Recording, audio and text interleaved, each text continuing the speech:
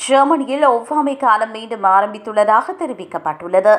இந்த ஒவ்வாமை காரணமாக பலருக்கு கண்ணரிப்பு, தும்மல், மூக்கடைப்பு மற்றும் சுவாச பிரச்சினைகள் ஆகிய பிரச்சினைகள் உருவாகும்.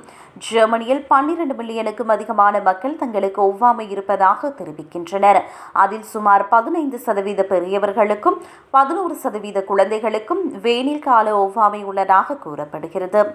இந்த எண்ணிக்கை நாளுக்கு நாள் அதிகரித்து வருவதால் மக்கள் கூடுதல் கவனம் எடுத்துக் கொள்ள வேண்டும். ஒவ்வாமை ஒரு சாதாரண பிரச்சினை என சிலர் நினைத்தாலும் கடுமையான ஒவ்வாமை காரணமாக சோர்வு, கவனம் குறைவு மற்றும் போதுமான உறக்கமின்மை போன்ற பிரச்சினைகள் ஏற்படுகின்றன.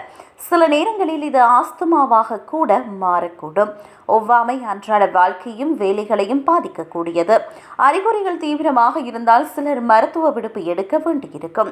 மேலும் ஒவ்வாமை உள்ள குழந்தைகள் குறித்து கூடுதல் கவனம் செலுத்த வேண்டும்.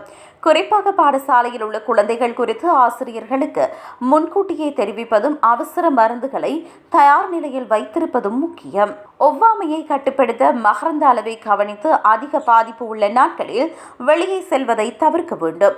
அதேபோன்று வீட்டை காற்றோட்டமாக வைத்திருப்பதும் சிறப்பானதாக இருக்கும். ஆன்டிஹிஸ்டமைன் மருந்துகள், நாசி தெளிப்பான்கள் போன்றவை அறிகுறிகளை குறைக்க உதவும். மேலும் ஒவ்வாமைக்கான காரணத்தை கண்டறிய மருத்துவர்கள் பரிசோதனைகள் மேற்கொள்வார்கள்.